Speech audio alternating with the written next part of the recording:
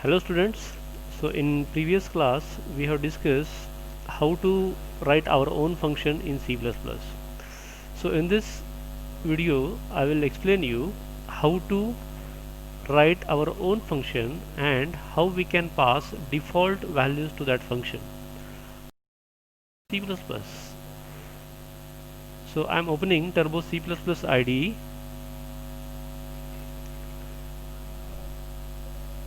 It will take some time. So let's say I am going to declare some variables. Before that I am going to declare my own function called as void, return type is void, function name is add, and this function takes 3 parameters, right? So I need to declare 3 variables inside main. So I am declaring variable like int num1 comma num2 and num3. Then I will clear screen, and now I need to call a function. So what I have done first, I have declared function. So function is declared.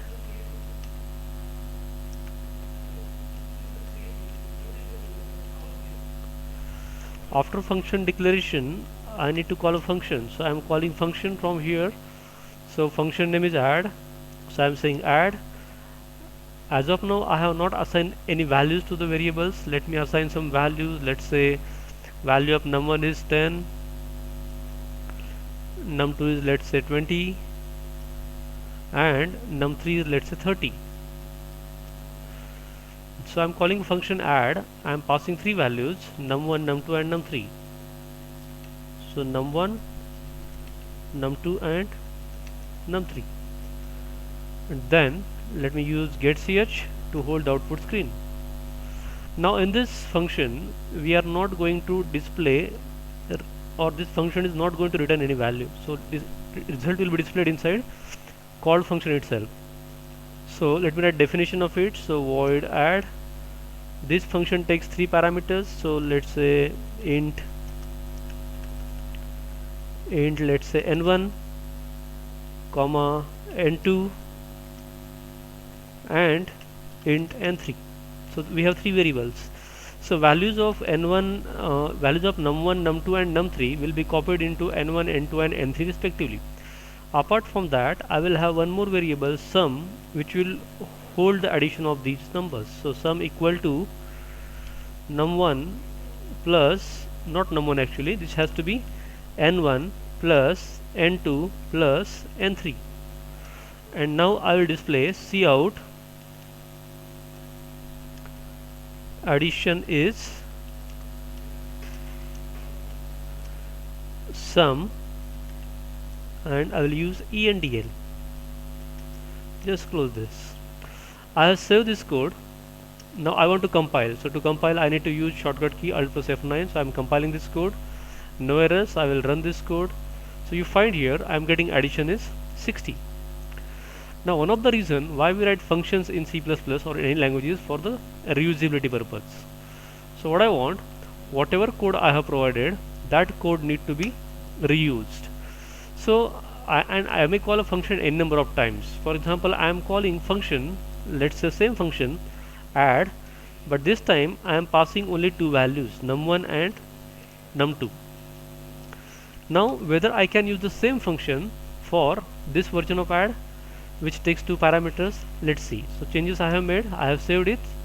Now I will compile this code. So Alt F9. So you find there is error. Error is too few parameters in call to add. See, this problem is occurring because we have provided a function which takes 3 parameters, but we are calling a function by passing only 2 parameters, right? So the solution is we need to provide one more add function which takes 2 parameters. Now on the same line, what will happen if I call a function like this, add, and now I am passing only one value, that is num1.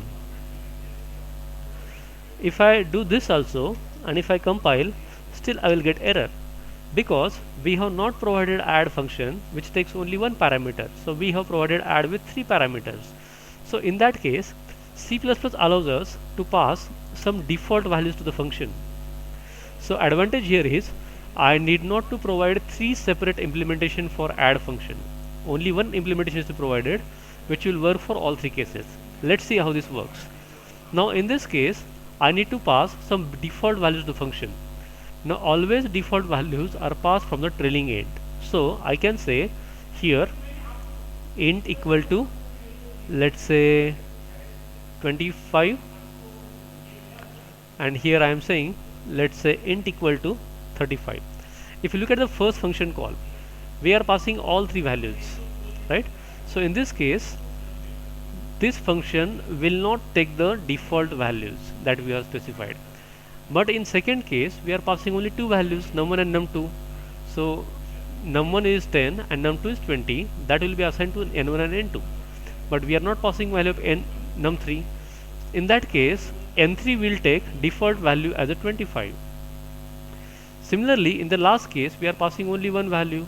So in that case, n2 and n3 will take the default value that we have specified. So here, n2 will take 35 and n3 will take 25. If I compile this code and if I run this, so in first case I am getting addition is 60, second case I am getting addition is 55, and third case I am getting addition is 70. The advantage is here we have only one implementation, and that implementation is used for all 3 function calls. So these are nothing but function call statement. So this is function call. So this is how we are reusing the code, right? Now what will happen if I don't specify the middle value? Make a note that always the default values are specified from the trailing end, that is from right to left. We cannot specify from left to right. For example, I am saying this int equal to, let's say, 100, and this I am not specifying. If I try to do this, I may get error, so it is not allowing. If I try to do something like this, suppose I am saying this is int and the middle value I am specifying, right? So this will also give error. So the default values are always to be specified from the trailing end. So whatever value, it is not a rule like you can assign a specific value. You can assign any value that you want. For example, I am assigning here 0, right? Now this will affect the output of the program. Now in first case, it will take the default value, that is 10, 20 and 30. In second case, it will take 10, then 20, and third is 0, and in third case it will take 10, 35 and 0. So let's see what will be output of this. So it has changed like 60, 30 and 45. Okay, so this is how we can use this concept of having default values in C++. Now to close this, what I need to do is I need to click on F10 and go to file and then say quit. So I am coming out of the Turbo C++ compiler, and then I need to go to our screen, and I hope this is clear to you. Okay, take care, bye bye.